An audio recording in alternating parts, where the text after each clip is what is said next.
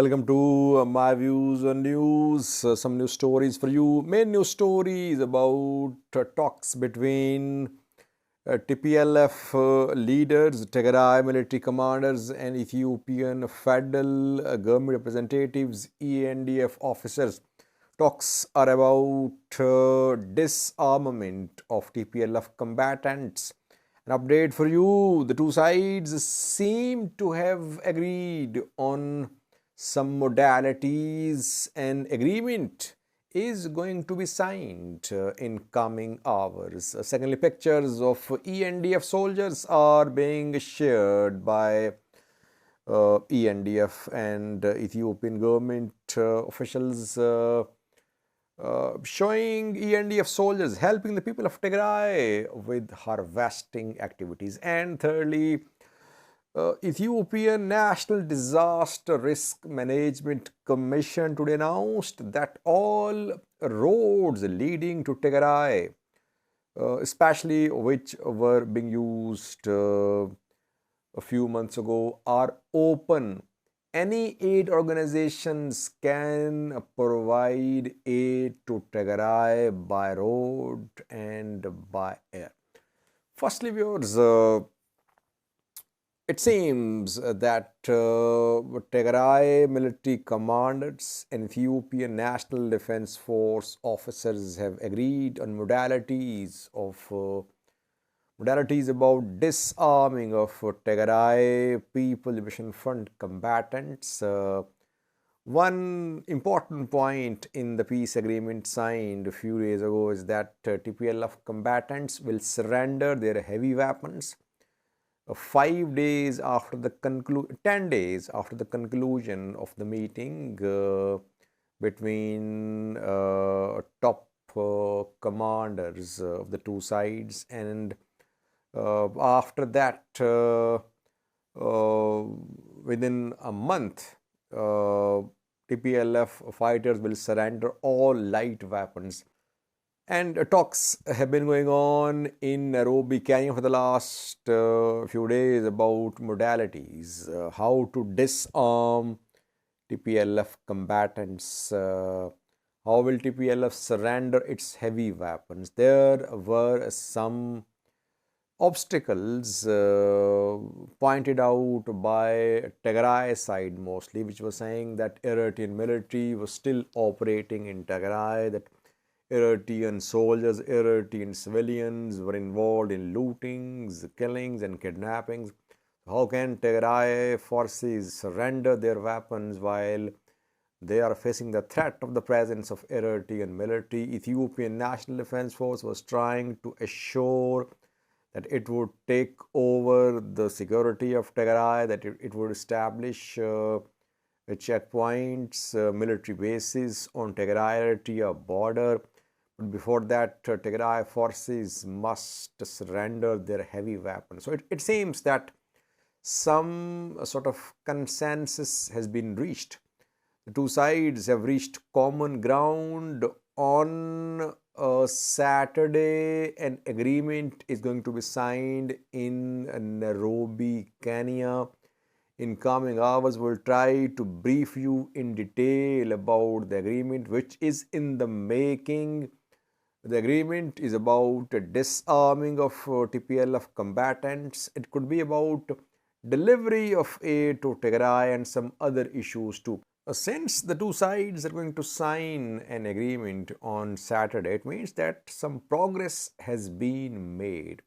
Not officially announced that agreement will be signed on Saturday, but most sources confirm. It means that the two sides have reached some sort of verbal understanding, and on Saturday they'll sign a written agreement. Secondly, why is there a need for a new agreement?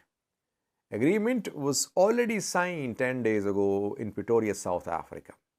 It means that could there be some changes, some amendments to the agreement signed in South Africa? So we'll have to wait. Let's see what happens. Let's see what would be the content of the new agreement. because in the earlier agreement signed 10 days ago, it was mentioned that disarmament will be completed within 1 month after the signing of the peace agreement, but Tigray's security situation will also be considered. Tigray says that it is under threat. Eritrean military here. Eritrean military is not withdrawing. So, in this situation, will TPLF be completely disarmed? Several questions. In the morning on Saturday, agreement will be signed, then we'll update you. Will it be between the military commanders of Tigray side and ENDF? Or is it going to be between the negotiators? The agreement that remains to be seen as well. The second was pictures of some ENDF soldiers are being shared, helping the people of Tigray with their harvesting activities. The pictures were shared by Ethiopian National Defense Force on its social media page. Later, Ridwan Hussein shared the pictures. He said, "What could be more heartwarming than these pictures?"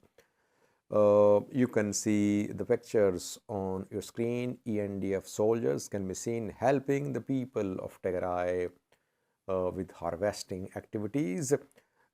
Such pictures are definitely messages of peace, messages of reconciliation. So, though we are seeing mixed reaction from Tigray side, but I think such developments should be encouraged and supported. ENDF soldiers are Ethiopians. Tigrayans are Ethiopians as well. So, Ethiopians are helping Ethiopians, you can say that. Lastly, viewers, Ethiopian National Disaster Risk Management Commission today held a meeting. It announced that there was no restriction on flights to Tigray on by road aid delivery to Tigray.